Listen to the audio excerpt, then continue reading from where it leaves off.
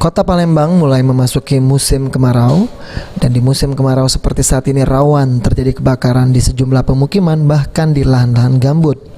Seperti kebakaran yang terjadi baru-baru ini di pemukiman padat penduduk di Jalan Ki Gede Ing Suro, Kelurahan 32 Ilir.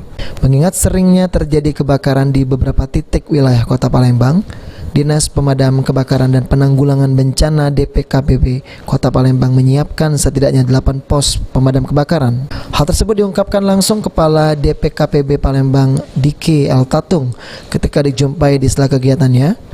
8 pos tersebut diantaranya bertempat di Alang-Alang Lebar, Sako, Merdeka, Benteng Kuto Besak, Seberang Ulu dan sebagainya.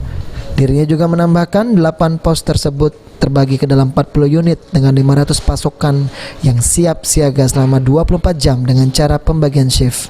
Di bulan kemarau ini memang banyak terjadi 65 kebakaran.